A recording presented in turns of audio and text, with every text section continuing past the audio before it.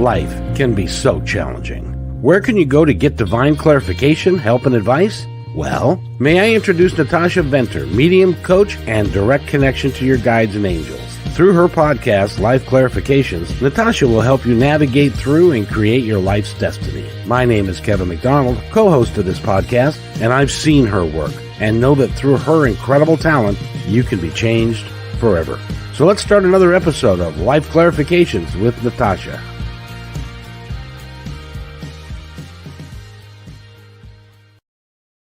Welcome, everybody, to another episode of Life Clarification with Natasha.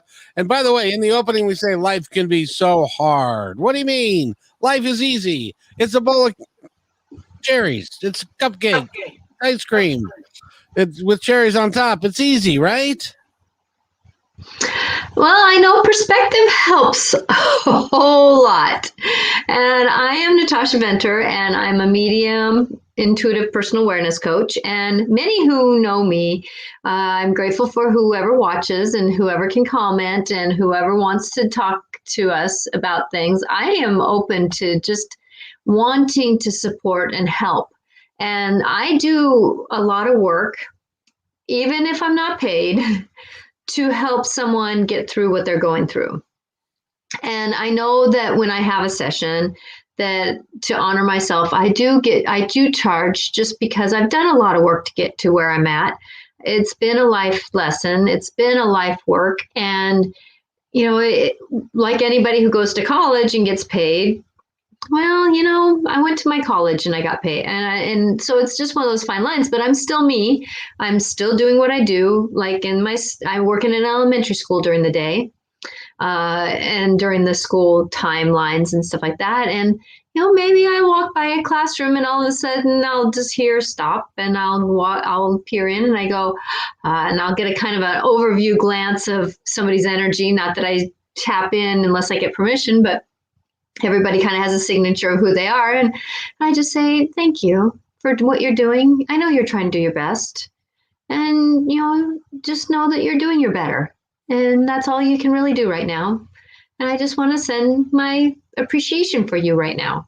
And then they go, oh, thanks, I needed that. And then, you know, but then I say, I got to move on. I got to get to somewhere where I'm supposed to be.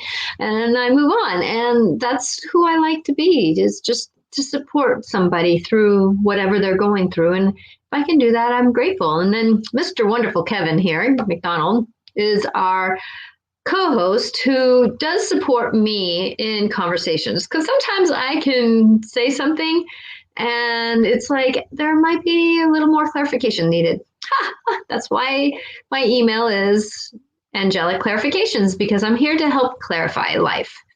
And so with that, that's who we are. Very good. I'm glad you clarified that. So how are things with you, my dear? Your energy seems a little kerfluffled. Is it kerfluffled? That's a new word. I just made it up. Actually, I love it, and I think I've used that word too. Because I think it's a word that's been around. It's just certain people have only used it. My kerflunkleness is that, you know, transitions aren't always easy. Nope, they're not. And when we're in transition, and I've talked a lot about transitions, but there's different types of transitions. And so like now, instead of moving my kid, I'm going, the elementary school that I'm involved with, we're going back hybrid instead of being remote. And so now there's the politics of, you know, what the district knows it has to do because the state is telling it to do it this way. And then there's the politics of it coming down to the principals. And then the principals have to look at their individual schools because, you know, certain schools don't have certain room and certain rooms don't have certain availabilities to do that the rules say that we have to do. So then it's that shifting and changing of what we need to do. And then in the midst of all that, not everybody's going to like those choices. And so how can we navigate those choices and know that sometimes we just got to walk through them and see what they really are going to look like. Because like right now we have a small playground, but we have a pavement area and a bark grass area. Well, half of our bark area floods because of the drainage in the area, and then our grass gets real muddy. And so it's kind of a catch-22. It maybe sounds like there's more room on the bark in the grass, but there's not. And, having to have like the kindergartners on one and the first grade on the other. And it's just interesting how to balance it out. And I'm kind of grateful that my principal is able to say, hey guys, us two duties, because I'm on campus safety, how can we manage this a little bit better? And then she has to be the principal and make the choice. And there's a choices I'm not liking, but yet it's like, I'm in the system. I got to work with the system because life is called system. What do you do with the kids when you might want to turn your speaker down just a touch? But what do you do with your kids if the playground the cement is not very big and you've got a lot of dirt and stuff and bark and stuff? Where do the kids go? How do they do they still allow them to do like monkey bars and that kind of thing? The playground area is the bark area, and there's the slide and monkey bars, and then we got like a dome that kids can play on, and then we have something called it's a pit that you can play a ball game with, and yet you can't have any balls out there. You can't have any, like we have a tetherball area, but you can't have any of that stuff because of contact tracing. Touching, somebody touch their nose and then touch the ball. But yet at the same time, they're climbing on monkey bars, they're climbing on the slides. But like the last 2 days in Washington State, it was pouring down rain. And so it didn't matter if you were on the bark or on the blacktop, because if you went down the slides, your body end would be slightly really wet to sit on for the rest of the day. So the kids made wise choices and not slide down the slides. It was pouring and raining, and it's sad because really we only have one small covered area on the blacktop. And so it's like the kids have to be out in the rain, and we've made the choice if it's really blistery, windy, cold, and it's just really miserable, that we'll do 15-15 so the kids at least can get the choice to go under covered area. But we would have to that means that one group would have to get wet. Both groups get wet, if they're going to stand out in the rain. So it's just kind of, there's no win situation. But that's the thing in life. Really, is there an all-win situation? Because like Kevin, you're doing something that you really love. And you're helping, you're supporting, kind of like you're doing with me. But you have your own My Independence report that you're interviewing other people with. And now you've gotten a whole bunch of people that you want to work with. But that means that, you're doing something that you love. Yet at the same time, now you've got a lot of love that you're doing. And it's getting a little bit probably wearing, because, after the third interview, which is me, it's a lot of work, but it's Natasha, it's a thing of love that I could do. I did 2 hours a day, 5 days a week. And this is about the same when I do 3 in a day, but there's more editing and there's more stuff like that to it. But I really appreciate having the opportunity to talk to people like you, to help other people. And by the way, if you're listening right now and you'd like to chat with Natasha, you can do that. Just go to comments and put something in there, and we will relay that message to her so that you guys can meaningfully communicate. But the whole idea is to make our planet a little bit better. It's so difficult right now. I wanted to ask you, how do the kids, from the kids' perspective, and I'm not talking about the first graders, but the 5th and 6th graders, what is their perspective of what's going on in the world today? Are they kind of weirded out by it all?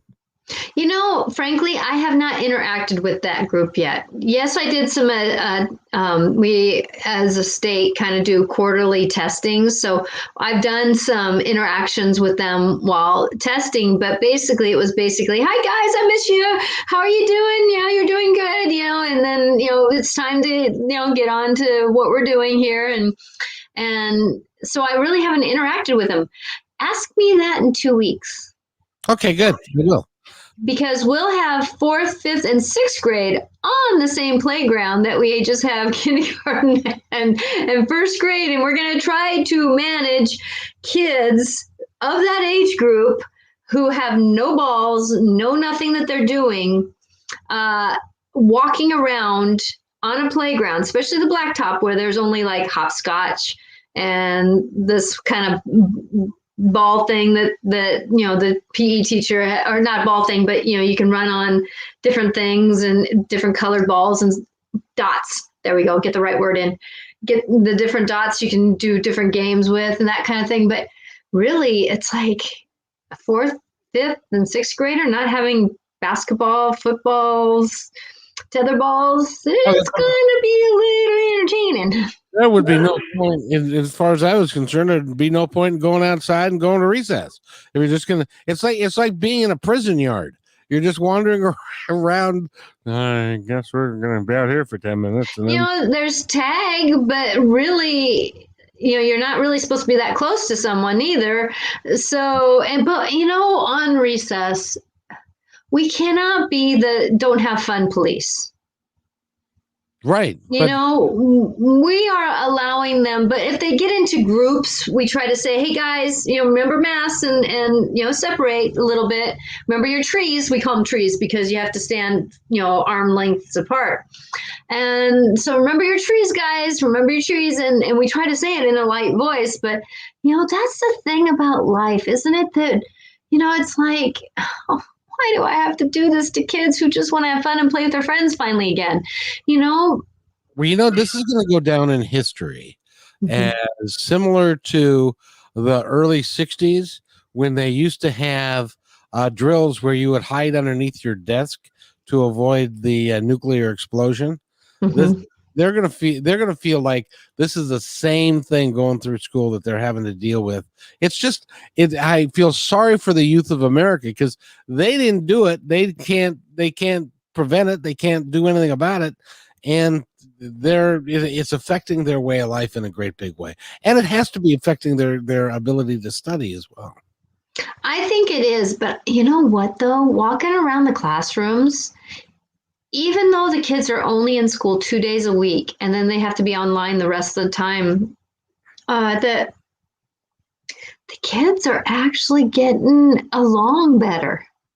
Yes, they're smaller groups. Yes, it's smaller groups, but actually it's been a blessing. The kids actually are sitting in the rooms listening to the teachers. Before this COVID thing, oh my gosh, you should have heard the disrespect in some of these classrooms. Oh, sure. It was like kids would stand up and F off the teacher and then, walk out and then go play basketball because we couldn't stop them. And I think that was what this whole COVID sadly had to do for us is to kind of get things kind of righted. The pendulum was swinging too much the other way. We needed to get the pendulum metaphorically in life kind of swinging a little bit more gently. Yeah, but it's hard to justify 450,000 people dying to get there. Now, in your work and what you do, Natasha, what do you feel that what's the other side telling you that this is all about? Well, I was just thinking this, Sue, that, you said that each generation has their own trauma. And, like the younger generation had the wars, then, the generation before that. And then we had the generation of the 60s, So it depends on what age group you're in, depends on what navigation you have to go through. And yes, this is pretty amazingly it's interesting because Susan just mirrored what you just said. Yeah, and I kind of read because I was just thinking what she wrote. We all have something, and every parent says, "Gosh, I'm glad that I'm not raising," or there's an adult somewhere that says, "I'm glad I'm not raising children at this time in the year of life," because there's always going to be something else. Oh, exactly. Hey, since it's just you, I, and Susan on right now, can I try an experiment with her? Sure, if she wants to. Well, what I was thinking was I could send her an invite and and see if she wants to come on to the stream itself. So I don't know if she'd want to do that or not, but she probably is going to run away now. But she just won't comment about that. No, but so going back to what you asked about this is that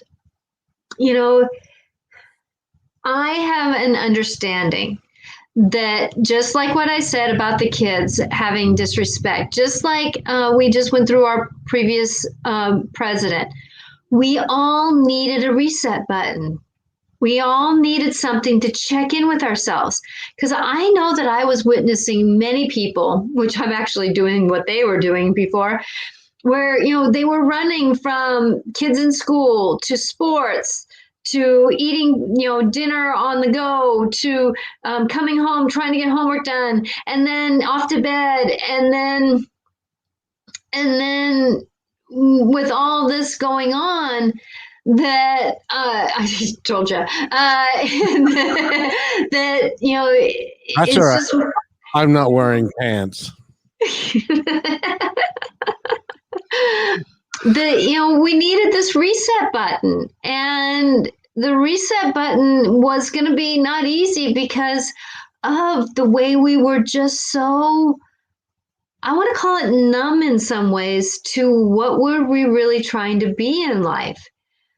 Many families were getting very dysfunctional. They were losing the fact that, like I grew up, even though we didn't play a lot of games, but we at least had community together. There's been times where my dad would put on some here's aging myself, a record, and we would just have music on, but it was something mutual that we all liked. And or the one night I would like this, the next night he would like that. There was just these things that we did together that had community. And I'm hoping and praying that a lot of those families that had, I'm going to call it dysfunction, maybe a little bit of alcoholism in their family, or maybe it was a workaholic, or if it was someone who had anger management problem, or someone who had a little bit of something. And then I'm going to flip the coin over. That maybe if the family was wanting to spend more loving time together, but responsibilities were in the way, a job and that kind of stuff, that I'm hoping that this kind of righted, it's something that was off kilter, righted it up to where things even if it was, like the alcoholism in a family, that even though maybe it got harder, I'm hoping that there was something that somebody would have to see in themselves to say, I have to change it. Yeah. I'm praying for that for me, I even noticed little things that I had to do. It was like, okay, I have my day job. I have this scenario that I'm really loving to do. And those two things are almost full-time, full-hour days. At the same time, though, I'm married to a wonderful man, and he deserves that honorship. And so I'm working on how can I spend that quality time for him, even though, like, I do daily posts, and a lot of times I'm doing that during dinner, and And yet I'm willing to stop and talk and interact. But at the same time, though, I'm preoccupied getting down what I want to write and then posting it. And I wish I had different time of the day to do it, but it doesn't come to me sometimes until that time of the day. And so it is about trying to find the balance. And, that's where, love is that interesting balance of how can we find loving time for ourselves, loving time for our family, loving time for our responsibilities, and then loving time for our dreams, our wants, our hobbies. And a lot of us don't have time really for our hobbies anymore. And we didn't really have time for them before, but we kind of sometimes had a chance to filter them. But sometimes it was like going out and painting with some friends, or scrapbooking with friends, or playing basketball with friends, or doing something, or going to the going in and going to work out at a club, and you would just meet up with your friends at that time. There was these things that we enjoyed doing that basically had to stop, and we had to really find out, what did we want to do? Who are we? Where are we going to go with this? Not everybody wanted to see that mirror. Do you think everybody? I'm sorry, you kind of broke up during that. Do you think there are a lot of people that are that deep, or are they just wallowing in the reality of what's going on with their day-to-day existence? I think there's like maybe 40% that are more aware, and 60% that are wallowing. And I slipped into the grocery store in between this and that. And there's, my kids worked at the same grocery store. And so I know a couple of the coworkers that have been there for a long time.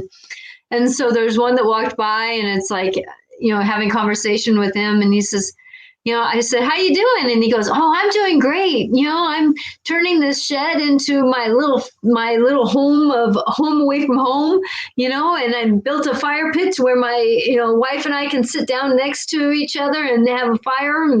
And like he says, we can just stay right here and do this."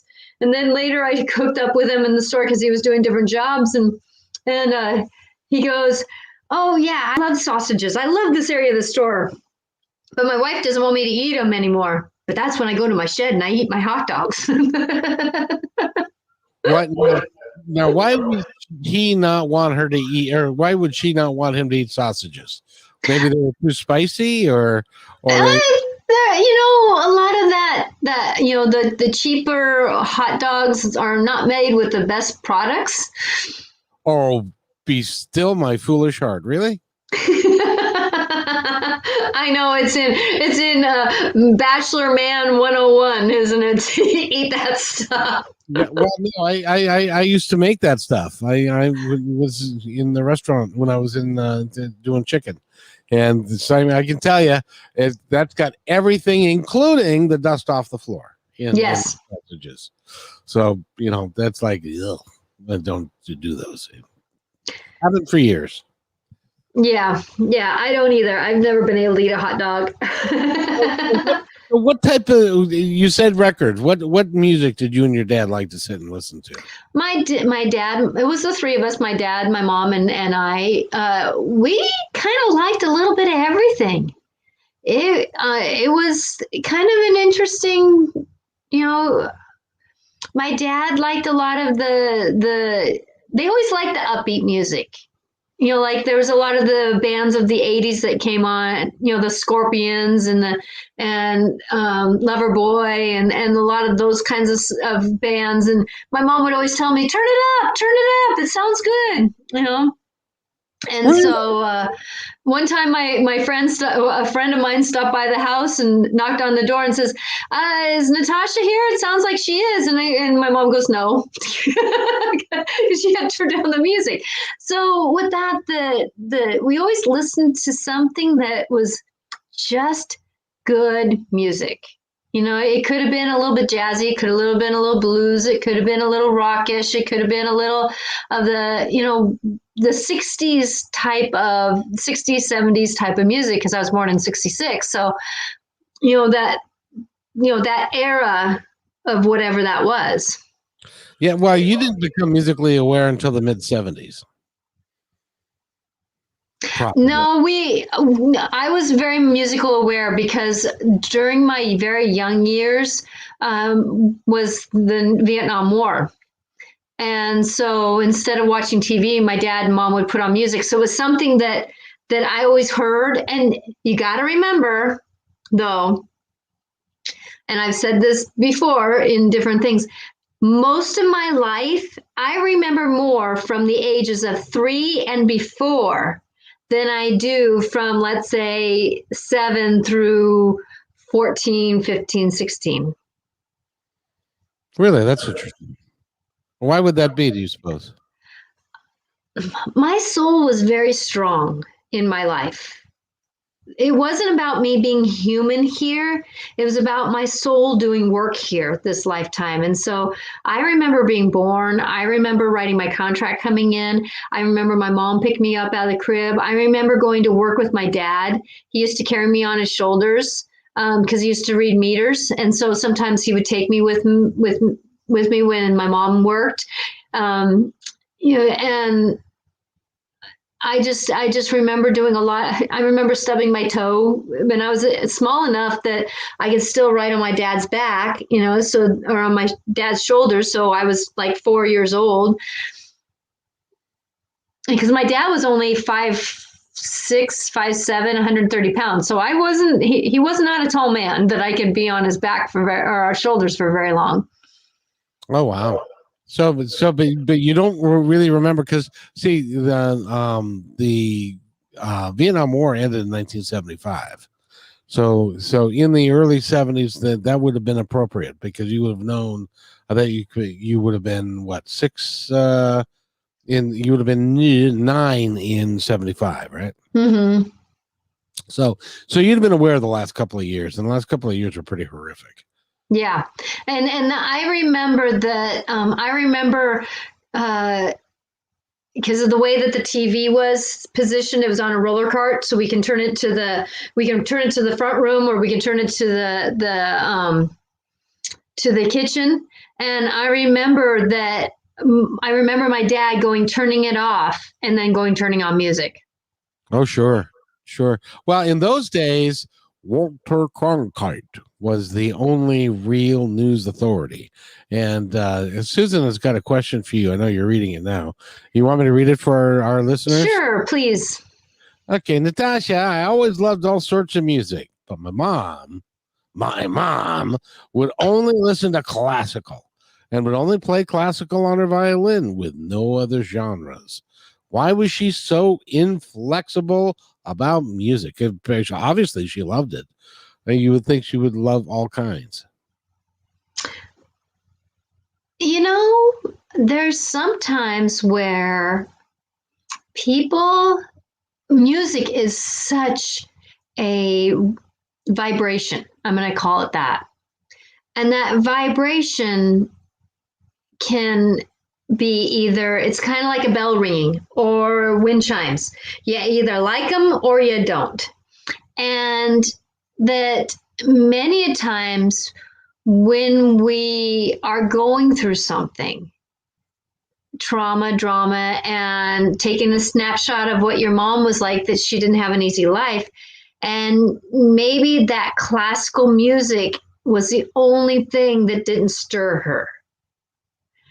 Also, if you think about it, sometimes if somebody wants to put on a persona, that at that time, maybe classical music had a persona of higher class.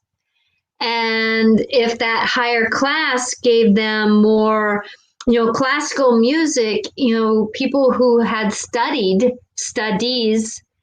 would use that kind of music to show their art. Where somebody who was just on a guitar was not an artist, at that time. And so with that, now it doesn't matter what you do, you are an artist. But at that time, you kind of were pigeon-toed into, if you studied classical music, it kind of had a language to it to somebody else. And if somebody wasn't comfortable in their own skin and they wanted to put on a persona, it would really kind of set forth this, well, this is what I'm going to do, and I'm going to talk myself into it, even though maybe secretly she maybe liked other music, but yet she wouldn't show that because of the persona she needed to do. And Susan was saying that maybe she thought it had to do with her appearing higher class and above it all, if you will. Which is I suppose possible, but I would think that if you took the time to learn how to play violin. By the way, Jimi Hendrix he's arguing with you right now from the other side that he wasn't an artist. You're in big trouble with Mr. Hendrix, I'm telling you. I am honoring everyone who can play guitar. Anything. It doesn't matter what they do, they are an artist. And that's the thing is I'm wide open. Heck, I hear some, like I listen to Joe Bassamana and talk about an artist, it's like, and, all these people who, you look at the way that like even the Beatles came in and they were shunned by the older generation because it was just raunchy music. They had long hair. And they had long hair, but that's the thing is that we, if it doesn't fit in our box, we shun it. And that's the thing that we're needing to do is look at what's in our box. Is it really healthy? What's in our box? A lot of times what we're having to do is open up our box and go, ooh, yeah, maybe I need to get a different perspective. Because life is shaking us up to get that a different perspective. How do you open up your box?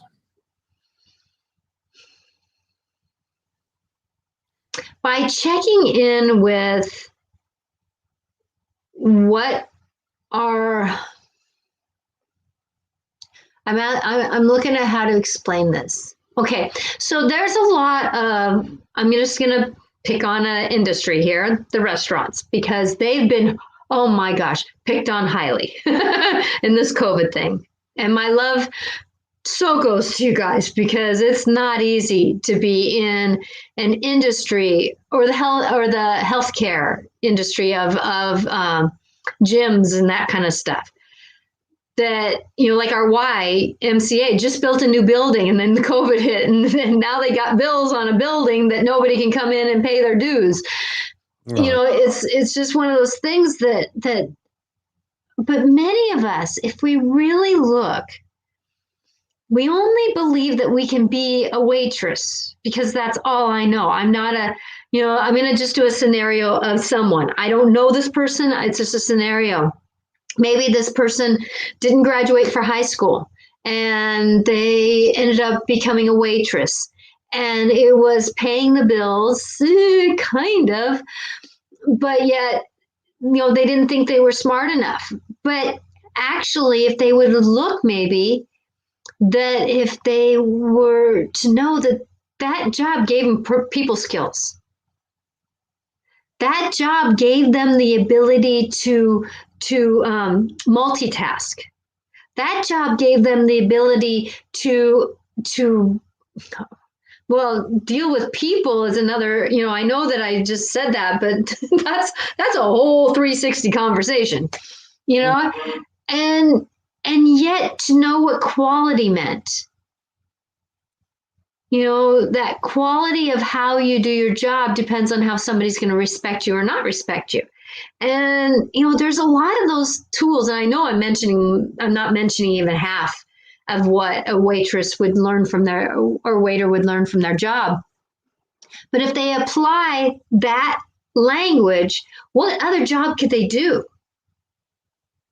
What other thing can they think of doing that isn't necessarily just doing the waitressing?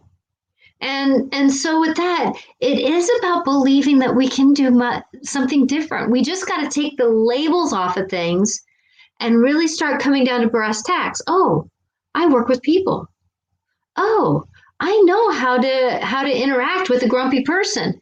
So I can be kind of like, maybe I can go back to school to be a social worker. There's just these things that we can kind of open up a little bit of a different idea and see. And I'm just throwing things out that, I mean, it's not anything, and it's not one bag that I'm trying to do, but it is about taking what we can do and apply it to someone else, to other jobs. What can we lay over the basic description of one to lay it over the description of another?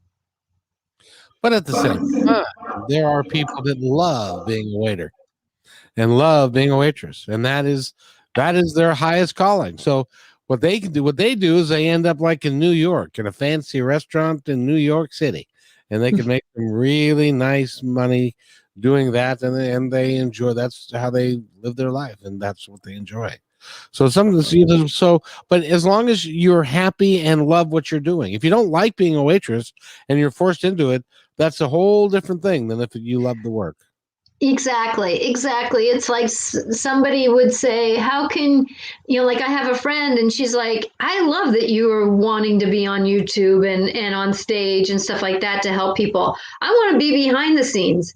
And it's like, yeah, it's not about wanting to be on the pedestal and out, on stage. It's because I know I have this inner calling to me to reach more people, to give them support in their day-to-day walk. And that calling is getting greater and greater and greater. And now technology is giving me that ability, which I'm grateful for. But they also keep me in the elementary school right now. My team, my guides and everybody keeps me in the elementary school because there's seeds that need to be planted, or seeds that can be maybe given to an individual so life can help those plants grow of knowledge. So until things even out, I'm doing what I'm doing because that's what my calling is. And that's where we got to move forward is that what is our true calling? And sometimes, like for me, things happen. Like I used to do hair, and I was booked full for 3 weeks solid until my arms decided to say, you're not doing that anymore.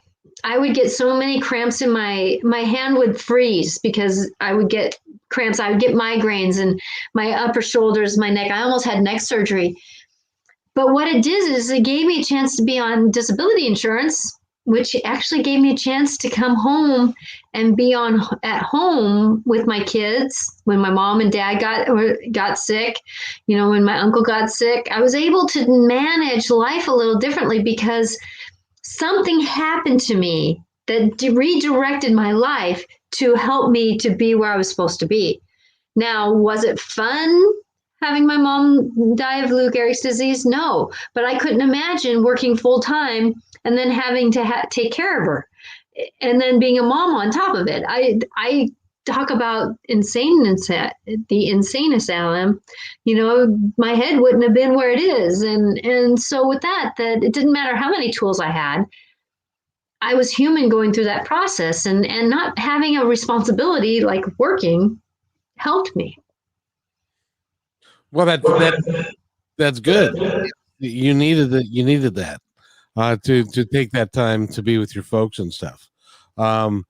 So that was helpful. So how do you help people? Because there are people that are listening that they feel stuck. They feel like they're imprisoned at home. They don't feel like they're living the life that they choose to live. How do you help them navigate through that a little bit? Well, and this, I'm going to try to say this as loving as I can. It's really up to us as individuals to decide if we are going to shift our perception just a little bit. Like I have one person that I know, and she's in fear, and yet she gets out and walks every day. She tries to get out and interact. She has neighbors that one walks in front of the other, or they walk, if they can walk the streets, sometimes you can walk on one side of the cars parked and one on the other side of the car. So they walk together wearing masks and doing what they can do.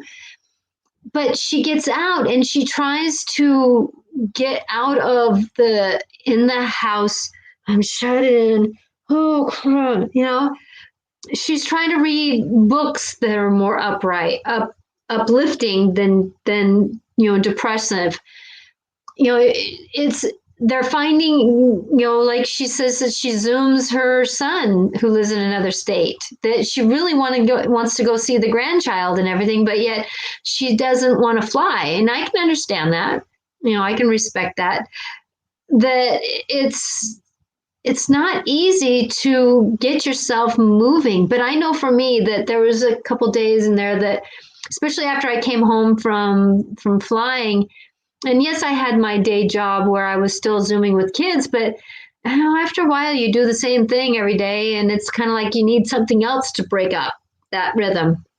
And so, oh yeah, I need to turn on music. But for me, music really makes a difference. There again, it was kind of seed planted in my life, to listen to music when you needed to shift something.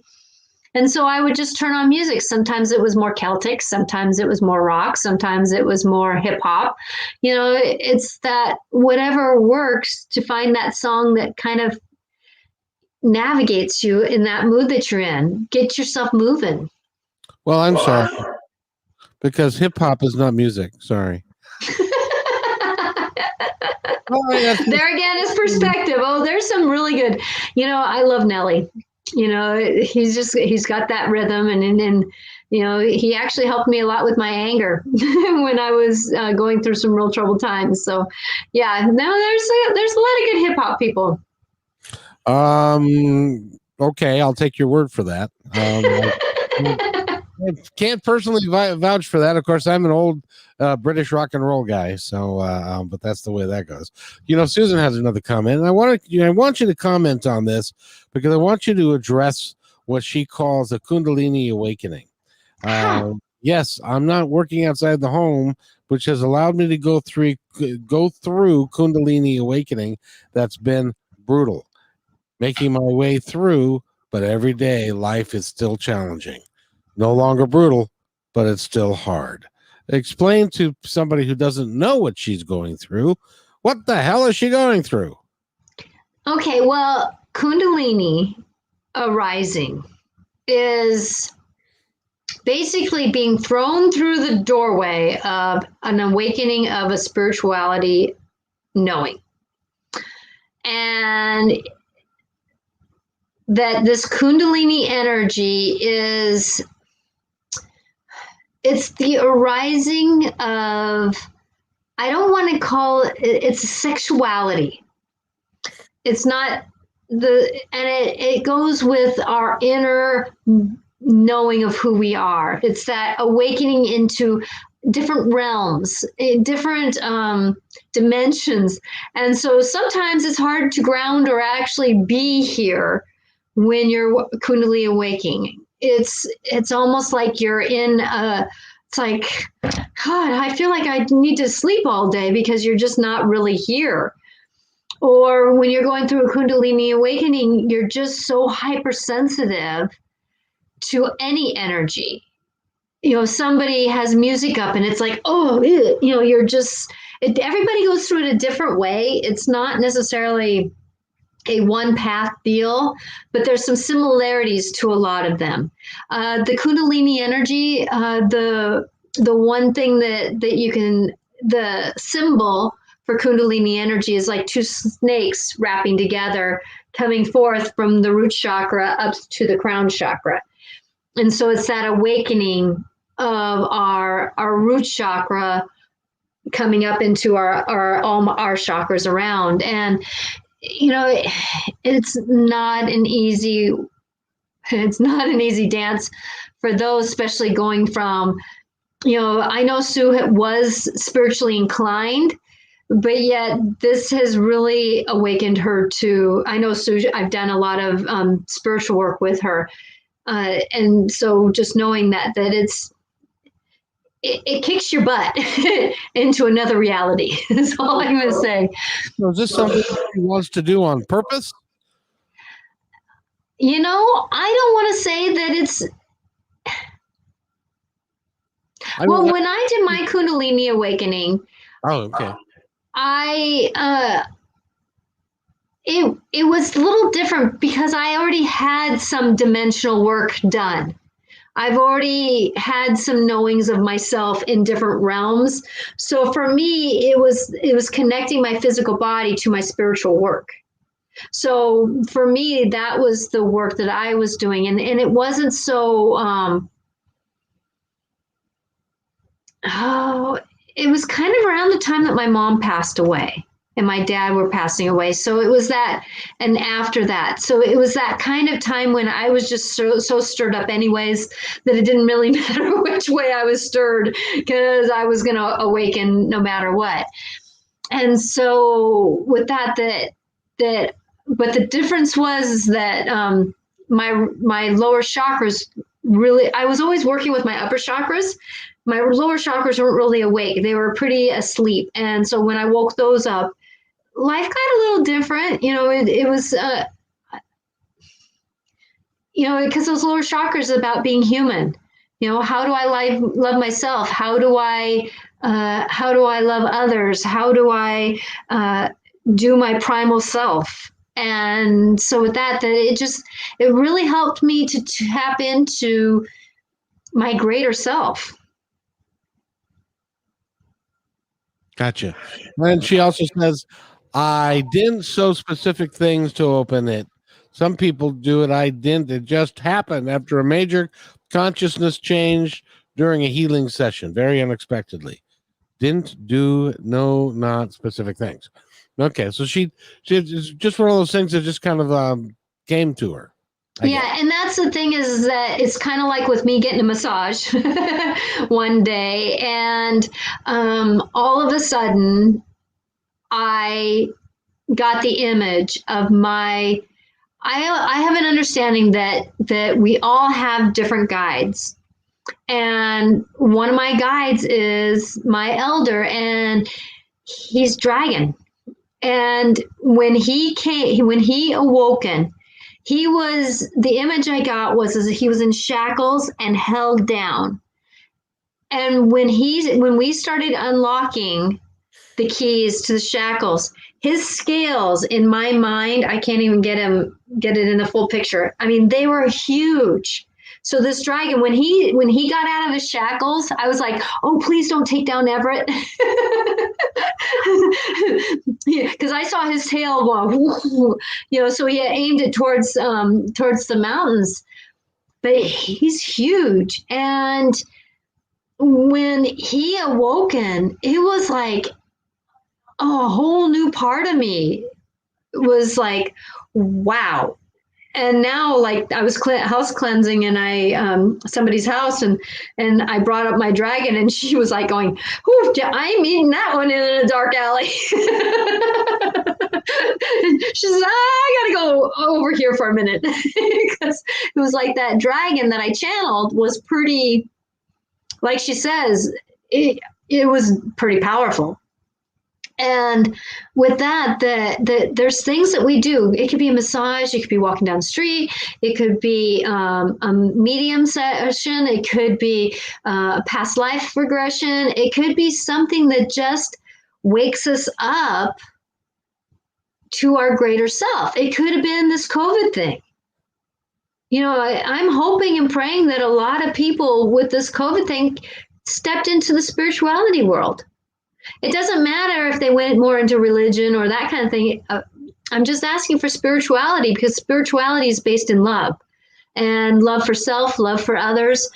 It could be tough love, but love is still love. It's called taking care of others. So if you have tough love, I don't want you to do that because you're going to hurt yourself. I don't want you to do that because it's going to hurt me.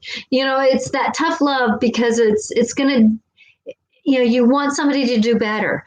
And with that, it doesn't really matter what it is. You can be awakened to this dance. It's because when, especially a woman who doesn't really have much thought of themselves being beautiful inside. And Kundalini energy helps you awaken that knowledge of how beautiful we are inside. Men can waken up their Kundalini energy too. It's about beauty inside. It's about finding thyself beautiful. And Kundalini energy has that sexuality, sensuality of two snakes coming together, of blending in that communion with yourself and others. And it doesn't mean to go off with another partner. It just means that you find that communion of sensuality with just being yourself. It's like holding your shoulders back and feeling good about who you are. That's what I mean by sensuality. It's that being proud of who you are, proud of that I am someone who's worthy of being noticed. Not necessarily on a stage necessarily, but I'm one that, as I perceive myself, others perceive me. So I deserve to be perceived as someone who knows something about life. Even if I may not have graduated high school or graduated from here or have a doctorate degree, but we all have knowings. I've met a 3-year-old that was an elder of life. It doesn't matter who we are. We've all got knowings. And so trusting that what we have has a voice, and that's called our sensuality. Aha. Jeez.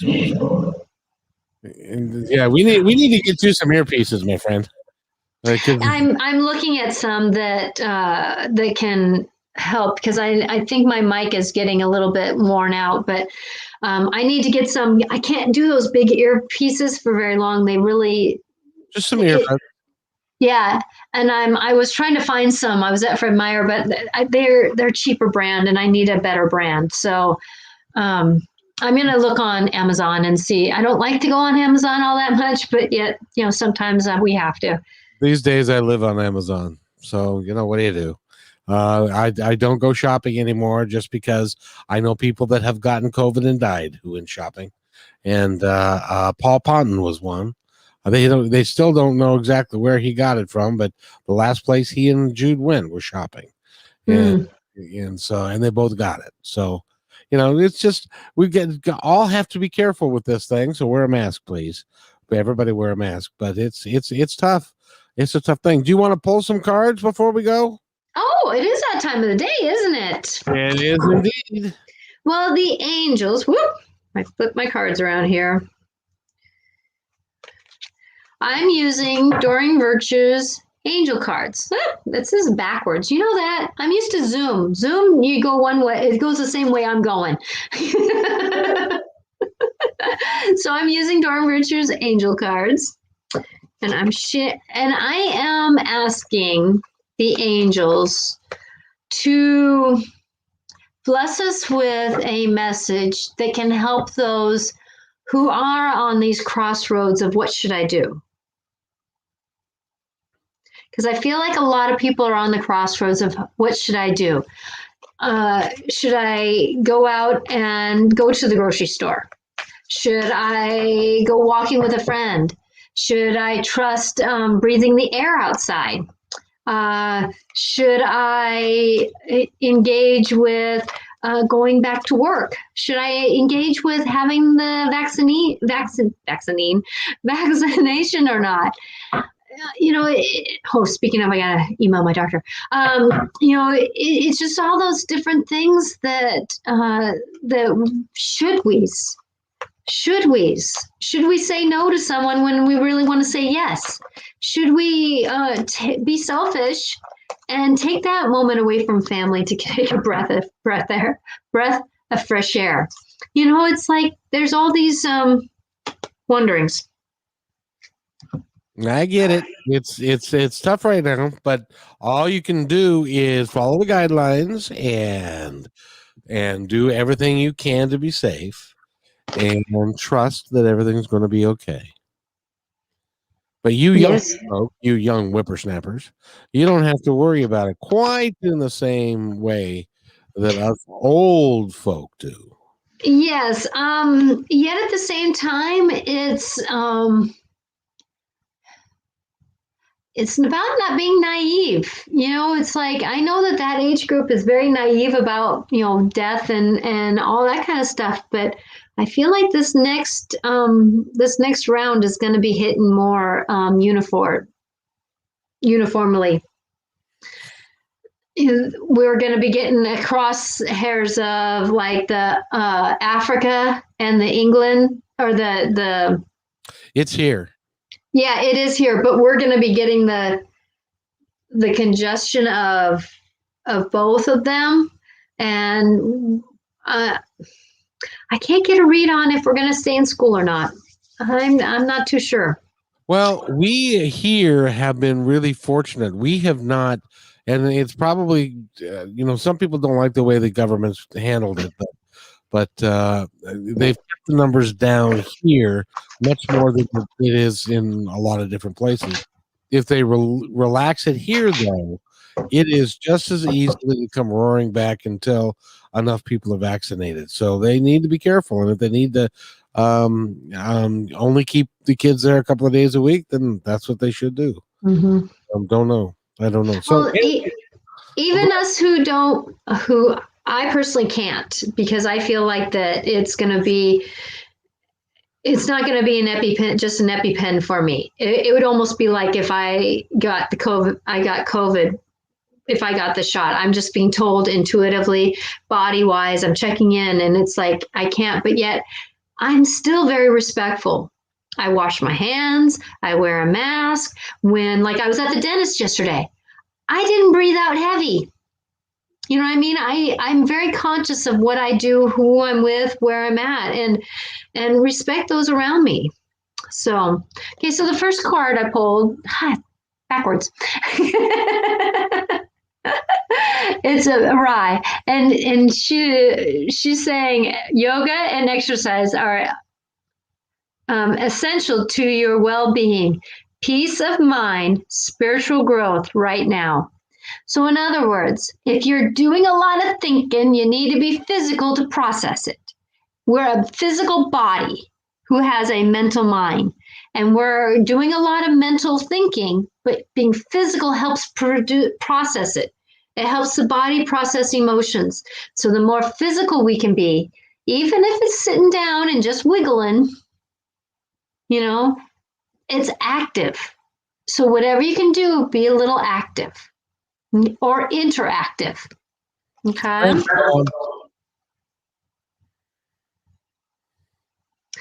And Rosetta. Yes. And she was upside down. So you have a gift of working with young people, and your divine purpose involves helping, teaching, and or parenting children. What I'm getting about this is it's more about taking care of our own individual inner child, knowing that we can still have the energy and the joys of life, the innocence. And, it's like I bought donuts today. I never buy donuts. I buy donuts maybe 3 times a year, but my inner child kind of wanted a donut. And I have a certain kind that I can eat. I have food allergens that I have to be very careful of. And I have one donut company that I can eat a certain kind of donut with. And so I bought them today because my inner child was saying, can we just have some fun? And also, too, if you have squirrel in your life that keeps popping forward, the animal squirrel is about in having work and play balance. Work and play balance, because they usually have play while they're collecting nuts. And then they bring it back and then they go off and play again. So it's that balance of work and play. And if you see them, also, it's about gathering for another day. So maybe when you see a squirrel and you're thinking about going out and just going shopping and not caring about what you buy, maybe squirrel's telling you, you might want to just buy what you need, not necessarily everything you want. So as an idea for you. I was worried because you said if you're having a squirrel, and I thought, well, they taste like chicken, don't they?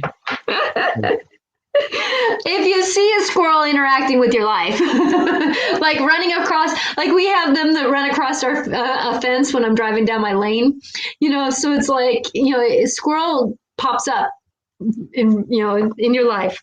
Sure. And Because they really don't taste like chicken, by the way. So. No, there's not very much meat on them. So that's why a squirrel came by today. Yeah, see, Sue has. So this is a Crystal, and Crystal says, have faith and hope because there is something positive and new in the horizon that you can't see yet. So that's the thing, is perspective. Keep perspective a little bit open, because if we're going to see something, something's going to come to us, we have to be open in order to see it. Kind of like if we're driving down the road and we see squirrel running next to us or across our path, it's like, oh, wait a minute. That's right. Work and play, enjoy, plan for another day type of action. So be aware of what life is trying to teach you, because there are things coming in our future. This is going to be amazing when we're done with, well, we're never going to be done, but when we get to the point where we can kind of get into a new normal flow, that it's going to be amazing where we all plop out. I'm just amazing. Okay, so Archangel Michael. It was upside down, though. Imagine that. He says, I'm with you, giving you courage to make life changes that will help you work on your divine life purpose. A lot of us are afraid to be assisted in life with our life purpose because we don't believe that we can. Kind of like going back to me picking on the waitress story. That sometimes we have something greater in us that we can do. Being a waitress, oh, you got my honorship here. It's your hand. I would not be good at that. And I'm grateful that some are great at it and want to do it, because that is an honorable profession. But sometimes it's not honorable to us as individuals. And that's what I'm talking about. Go to that inner calling that your team is trying to help you with. And that's why he was upside down, because not everyone believes that we can have what we truly would love to do in our callings. Yes, but it can be a step forward to the next place and the next place. I was a graveyard dishwasher at Denny's at 19, and I ended up being a national sales manager of a chicken company. And before I started working in radio. So you can do anything, but it did teach me a lot of poise and how to speak and how to read people and how to look at people in the eye and treat people differently. So whatever you're doing, do it well, work at it, and you'll continue to move forward. Because have faith, because something's coming in our future, and we have Archangel Michael helping us to get there. Because we all have new psychic abilities. We all have new spiritual psychic awakenings, experiences that are changing the way we view our world and yourself. Allow your spiritual gifts to open through study, prayer, and meditation. We can be walking down the street and get a huge message because animals walk by us or fly by us or interact with us, or we say hi to a neighbor that you end up having a deep conversation. There's things that are happening around us to awaken us to a new understanding of life. Absolutely, because things happen to us on a daily basis. Excuse me, that's wrong. That's wrong. They don't happen to us. We are presented with opportunities on a daily basis. It's up to us to decide whether to take them or not. Exactly. And then we have Fiona. Now you're asked angels for help, open to receiving divine guidance and assistance is in your way. because life is going to be there. And the last card that I picked was Sonia. I bring a message from your deceased loved ones. I'm happy and at peace, and I love you very much. Please don't worry about me. And I'm going to concur that message because every time I do a mediumship session, especially after someone has a little time to cross over and be, they're fine, they're happy, they're loved, they're held with hands. They're held with hands before they even leave this world. And so just know that your loved ones are in a good place, no matter what they believed in or what they did in this lifetime. They're always held with love. That's so true. That's every medium that I've ever talked to has got the same basic philosophy of what happens on the other side. Now there are people, I will tell you, my brother was pissed as hell when he got there because he was expecting one thing and he got something different. It's like, what the hell do you mean everybody gets to come here?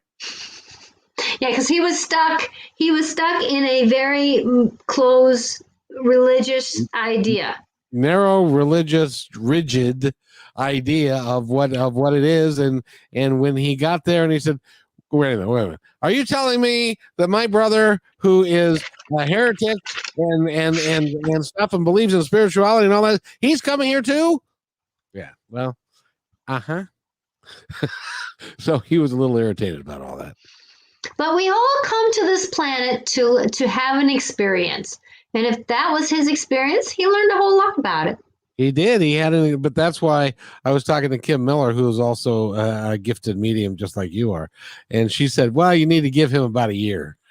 He's got a lot of stuff to work through. So we're just gonna let that be for a while and stuff, and we'll go from there. And Natasha, it's always fun to talk to you. And it's always fun to talk to you on Wednesday afternoons. And is there anything else that you would like to tell everybody before we go bye-bye? I would like just to readmit about these, especially these two cards, that have faith and hope because there's something positive and new in the horizon that you just can't see yet. Because Archangel Michael is, I am with you, giving you courage to make life changes that will help you work on your divine life purpose. No matter who we believe in, what we believe in, we all have support of guides, angels, and loved ones who are helping us move forward. And if we can just trust that and listen to those little whispers, the songs that are on the radio, the animals that fly by, the rainbow that's in the sky, that inner voice that says, get up, go through the door. And sometimes you need to just look outside the door and see what's really going on, because maybe there was a ladybug that was on the front door. And the ladybug is about making wishes and dreams. And you never know. It's just one of those things. But I want to let people know, too, that next week, February 9th, I have a class that's coming up that will help bring in inspirations, help bring in new understandings, help write new contracts for what we want to do in life. Now that's next Wednesday, is that right? What's that? That's next Wednesday. Next Tuesday. Oh, it's Tuesday? Oh, okay. It's next Tuesday. All right. And with that I would love to support someone in getting there. So if you mention a video and you bring a friend, it's only $10 for the class. So please come, because I want to give everybody an opportunity to start new. And I have rewritten many contracts to bring new in my life. Guess who's on YouTube now because of it? So believing and trusting is a new way to live, because something wonderful is going to happen if we so choose to have that perspective. That's absolutely true. So my love is with everyone, and I do pray that we can all find grace and ease in this life of ours. Oh, it's not that tough. We can all have grace and ease. Or grassy knees. You can have that too. Or you can have grass stained knees. You get the pick, or muddy. Everything is just the way it is. And Veronica says, "I love you, Natasha." And back to you, my dear. I love you too. Veronica and Susan have both been with me. They have seen me start out and be here where I am at today. And I'm grateful for them to be my witness, because they've seen me struggle and they've seen me work, and I've helped them work through their struggles, and they've come to amazing places. Veronica, both you and Sue and Veronica have opened up. I'm in awe of how they've just become an amazing people. It's amazing. Good job, girls. Yep. So do they have boys along with them that you need to get them going too?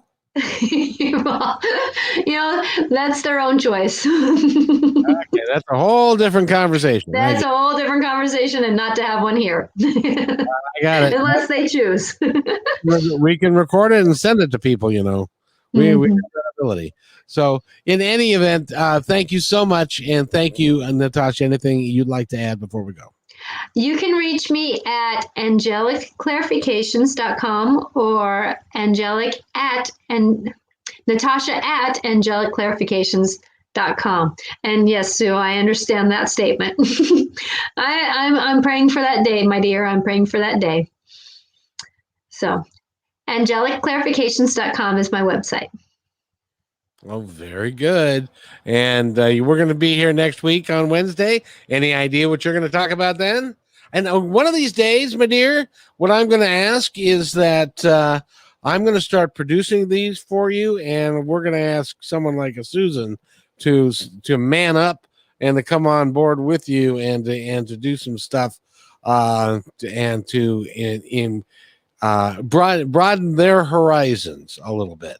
So Susan, I'm going to start bugging you about that. Only if they want to. I would love people to listen, and they don't have to feel sabotaged either. So they have to feel she said yes. So good job, Sue. Yeah, there comes a point in time when you have to, when you're on this walk, you have to step out to believe and to do what you know you can do. And Sue has quite a bit that she's got a family member that if she talked about that situation, that she can help out a lot of other people too. So there's some things that she's done that I think is very valuable to someone, and I would love to have her on as a guest.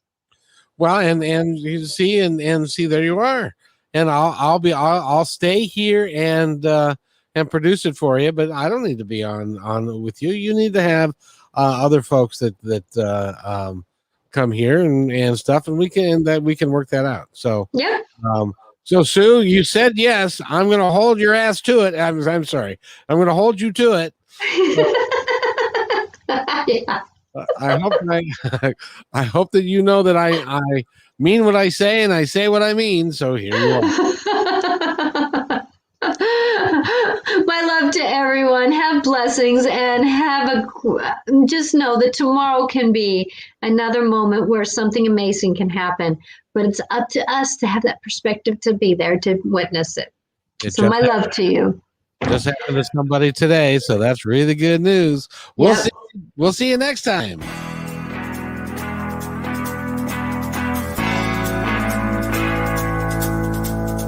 Hey, and thanks for listening to this episode all the way to the end. Hey, pretty cool.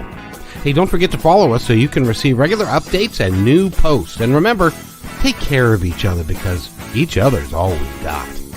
See you next time on My Independence Report.